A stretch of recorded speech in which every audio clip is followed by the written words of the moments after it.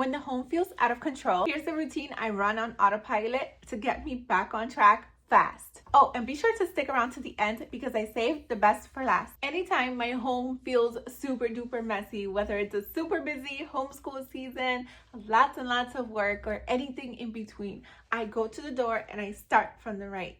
I go around the room clockwise, and this will help me to not see the whole room as the overwhelming mess that it probably is. I get to just see one section at a time, and this can help me to laser focus in on that section and don't feel like the whole thing is hopeless. This room is a huge mess and it'll never get done.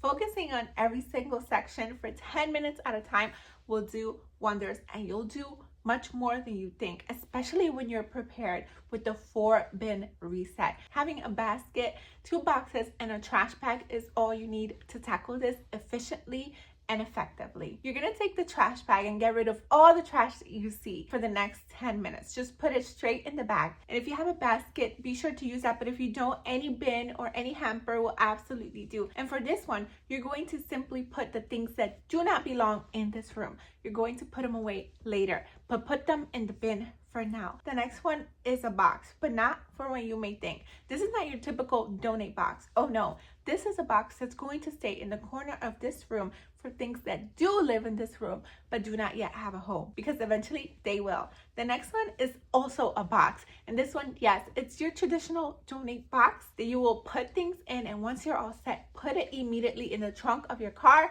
or your front door if you do not have a vehicle. This will leave upon your next exit so that you're not tempted, or anyone else in your household, to go through it again and start getting things out and having second thoughts.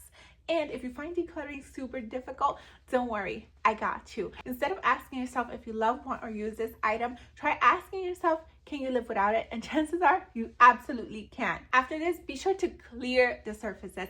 Clear surfaces make a drastic difference in how you view your space, and not only how you view your space, but how you want to keep it as well. Once you clear those surfaces, make sure to put something beautiful up there so that we're not tempted to make it another clutter spot. Because I don't know what it is about flat surfaces, but somehow they are absolute clutter magnets. And clutter simply means anything that doesn't have a home. So if it's lingering about, even if it's something as useful as a scissor or a pair of jeans, it is clutter. Next, tackle the laundry, the dishes, and the trash.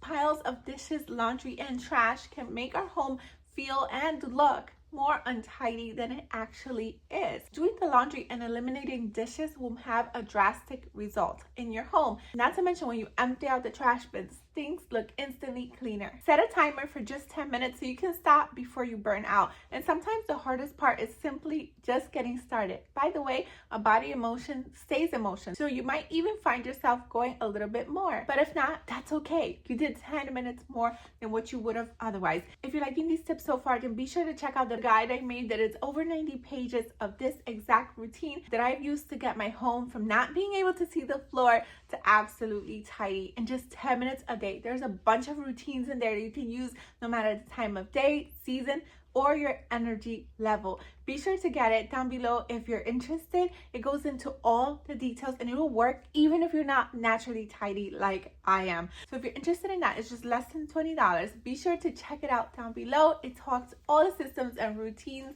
I have personally used, and it even has a secret routine that I've never shared here before. After you're done with all of this, be sure to rest.